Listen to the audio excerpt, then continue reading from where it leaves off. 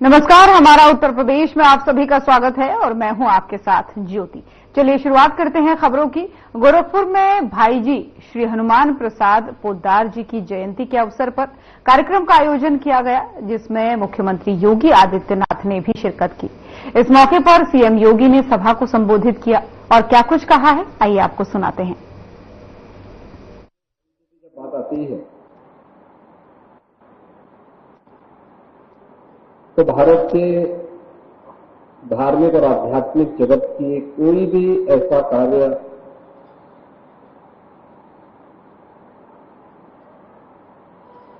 जो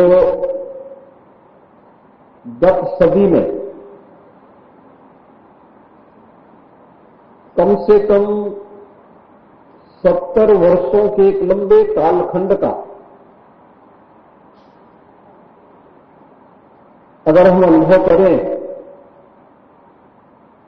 जिसमें प्रत्यक्ष या परोक्ष रूप से श्रद्धेय भाई जी की सहभागिता न रही हो, ऐसा कोई भी बड़ा कार्यक्रम, बड़ा अभियान, बड़ा आंदोलन हम लोगों की नजर में ऐसा नहीं दिखता। और गोरखपुर को तो उन्होंने जैसे अपने साहित्यिक साधना का ही केंद्र बिंदु बना दिया था। 1927 में कल्याण पत्रिका का गोरखपुर से प्रकाशन होना,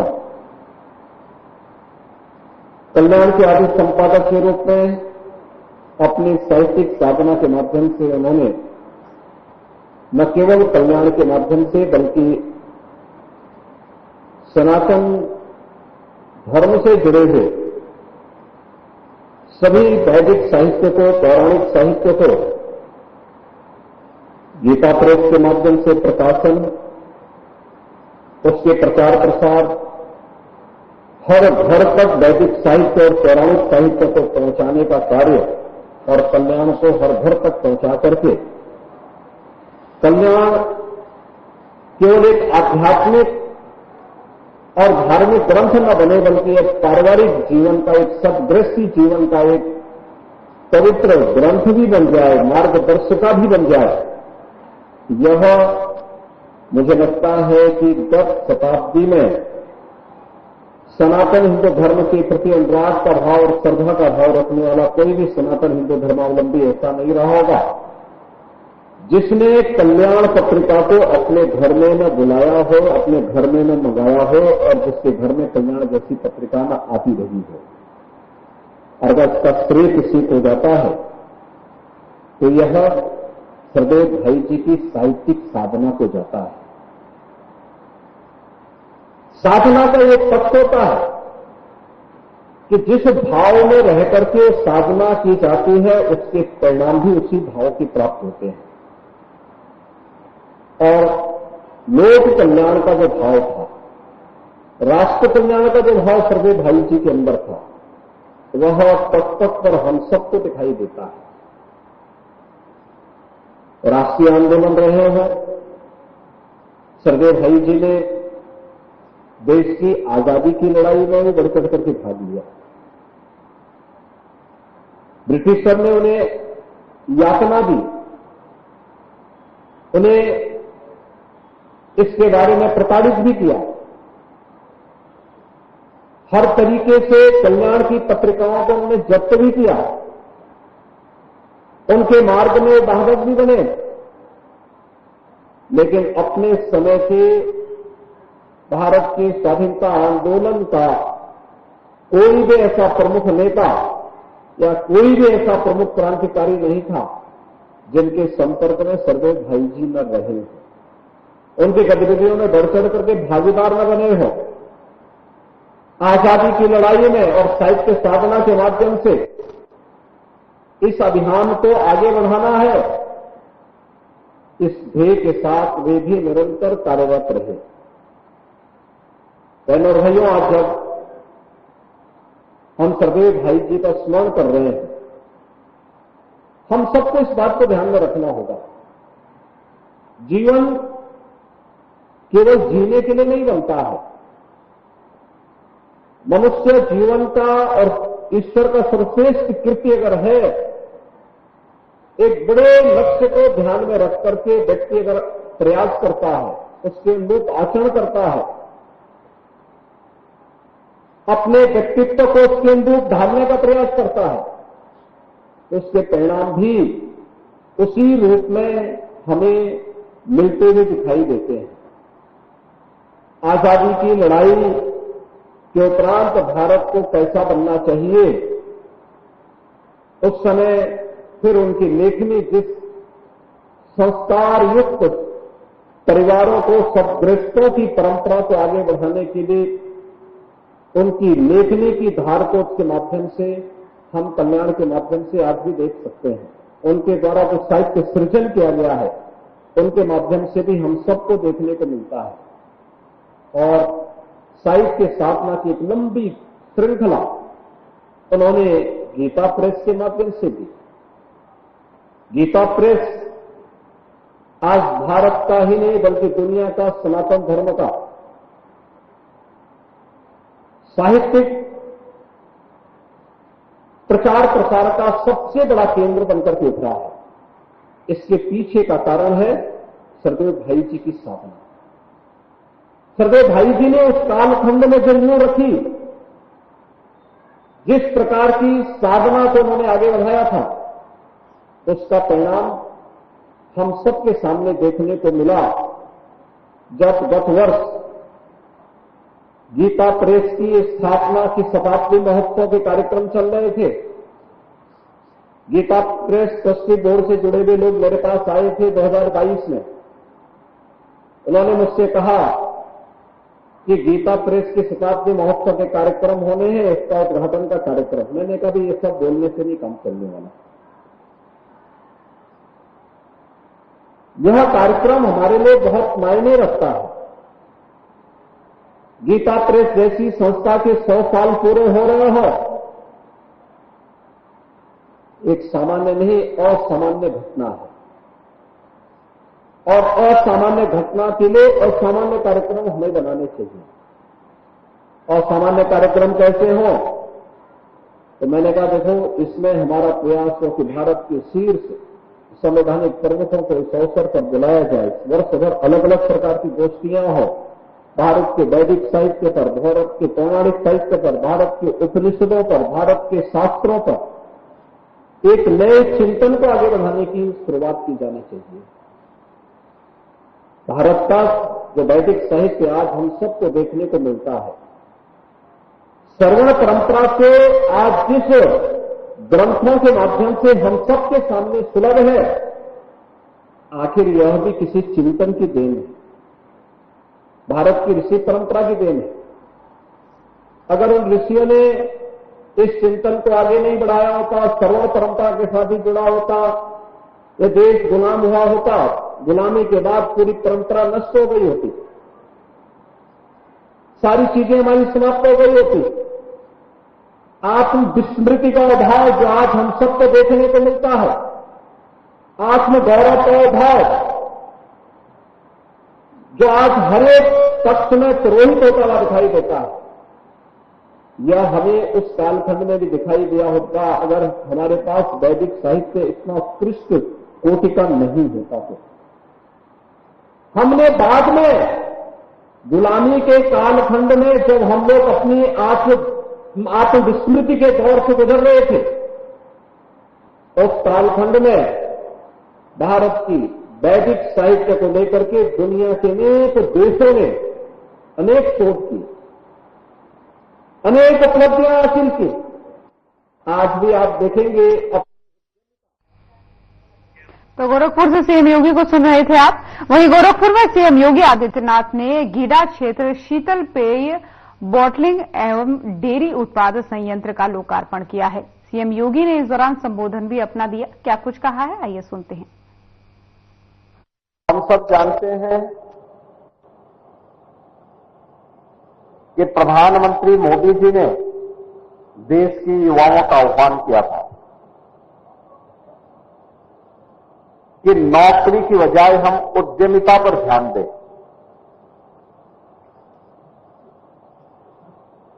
अधिक पैसा कमाना है, अधिक अवसर प्राप्त करने हैं, तो उद्यमिता इसका सबसे महत्वपूर्ण माध्यम है। और दुनिया के अंदर आधुनिक विकास की ऊंचाइयों को छूने वाले किसी भी देश ने इस क्षेत्र में जहां उन्होंने उद्यमिता पर, नवाचार पर, शोध और विकास के कार्यक्रमों को मजबूती के साथ आगे बढ़ाया है, वही देश आज वर्तमान आर्थिक परिदृश्य में दुनिया का केंद्र बिंदु बना हुआ है, दुनिया की व्यवस्था का संचालन कर रहे हैं। युवाओं के लिए रोजगार चाहिए, आम जन की आकांक्षाओं की पूर्ति करने के लिए उचित अवसर मिलने चाहिए, इसके लिए अच्छा निवेश भी हो। और आज उत्तर प्रदेश देश के अंदर निवेश के बेहतरीन डेस्टिनेशन के रूप में अपने आप को स्थापित किया है। मुझे याद है जब 2017 में हमारी सरकार बनी थी और सरकार बनने के 6 महीने के बाद मैंने तत्कालीन औद्योगिक विकास मंत्री और उस समय के अवस्थापना और औद्योगिक विकास आयुक्त को मैंने बुला करके कहा, मैंने कहा भी यूपी के अंदर सरकारी नौकरी के साथ साथ युवाओं की भावनाओं के अनुरूप उन्हें नौकरी के अनेक अवसर अलग अलग फील्ड में प्राप्त हो सके, इसके लिए हमें प्रयास प्रारंभ करना चाहिए। और आप मुझे अगले 2 महीने के अंदर अपनी रिपोर्ट प्रस्तुत करिए कि कितने का निवेश यूपी में हो सकता है। उसी के अनुरूप हम लोग अपना इन्वेस्टर समिट आयोजित करेंगे। 2 महीने के बाद ये टीम मेरे पास आती है तो इन्होंने कहा कि साहब हम 20,000 करोड़ रुपए का निवेश करवा देंगे। मैंने उनसे कहा भाई यूपी की आबादी कितनी है? आज से 6 वर्ष पहले की बात, 7 वर्ष पहले की बात बता रहा हूं। उन्होंने कहा साहब लगभग 23 करोड़। तो मैंने कहा 23 करोड़ लोगों की आबादी के लिए, इतनी बड़ी आबादी के लिए 20,000 करोड़ से क्या होगा? एक बड़े लक्ष्य को लेकर के आगे बढ़िए। उन्होंने कहा यूपी में कौन निवेश करेगा? हमने उसको एक चुनौती के रूप में लिया। हमने कहा यूपी में देश और दुनिया का हर उद्यमी और हर निवेशक निवेश करेगा, ऐसा हम यूपी बनाएंगे। और आज डबल इंजन सरकार प्रधानमंत्री मोदी जी के नेतृत्व में जिस स्पीड से आगे बढ़ी है, अकेले उत्तर प्रदेश के अंदर फरवरी 2023 में जो ग्लोबल इन्वेस्टर समिट हम लोगों ने किया था, इस ग्लोबल इन्वेस्टर समिट में 40 लाख करोड़ रुपए से अधिक के निवेश के प्रस्ताव यूपी को प्राप्त हुए, जिसमें से 10 लाख करोड़ का निवेश का प्रस्ताव फरवरी 2024 में प्रधानमंत्री जी ने ग्राउंड ब्रेकिंग किया है, यानी उसका शिलान्यास किया है। और 10 लाख करोड़ का आज हमारे पास पाइपलाइन में है, जिसको कभी भी हम आगे बढ़ा करके उसका भी शिलान्यास करवा देंगे। बहनों और भाई, गोरखपुर के मेवालाल गुप्त गुरुकुल विद्यालय में सीएम योगी आदित्यनाथ ने 4 कक्षों का लोकार्पण किया है। इस दौरान सीएम योगी ने संबोधित करते हुए क्या कुछ कहा, आपको सुनाते हैं। मुझे बताते हुए प्रसन्नता है कि गोरखपुर विकास प्राधिकरण ने अपने सीएसआर मद से 1 करोड़ 5 लाख रुपए खर्च करके ये सभी निर्माण का कार्य एक समय सीमा के अंदर यहां पे संपन्न किया है। हम लोग अक्सर देखते थे गुरुकुल विद्यालय की स्थापना 1935 में हुई। कहते हैं गुरुकुल विद्यालय से चलने वाली आध्यात्मिक और राजनीतिक गतिविधियों को देख करके देश की आजादी के आंदोलन के दौरान ब्रिटिश हुकूमत ने 5 वर्ष तक इस संस्था को बंद करके भी रखा, लेकिन उस सब के बावजूद फिर से यह संस्था पुनर्जीवित हुई और गुरुकुल स्कूल के रूप में प्रारंभ हुई। आज यहां पे उच्चतर माध्यमिक विद्यालय के रूप में यह संस्था संचालित हो रही है।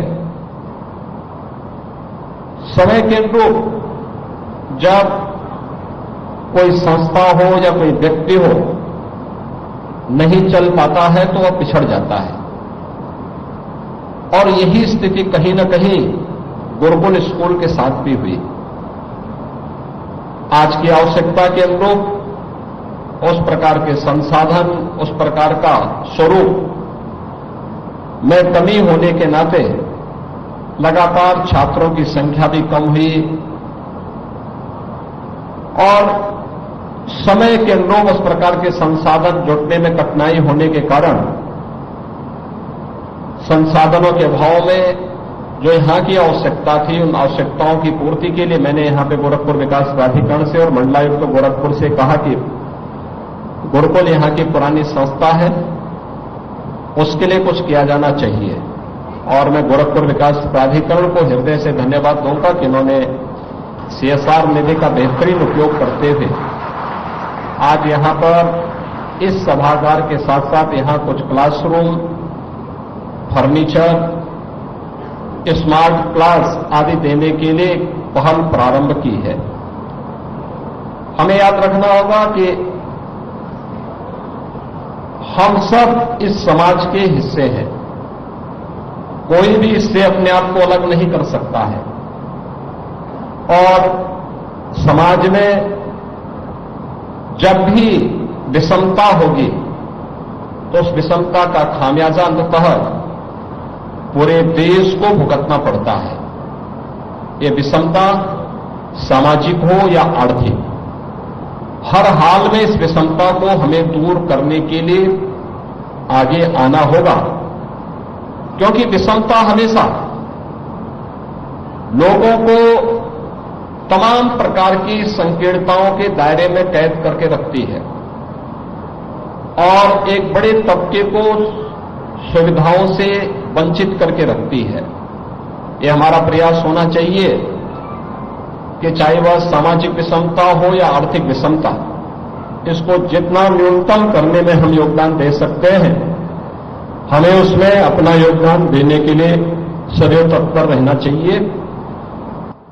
और खासतौर पर शिक्षा के क्षेत्र में या स्वास्थ्य के क्षेत्र में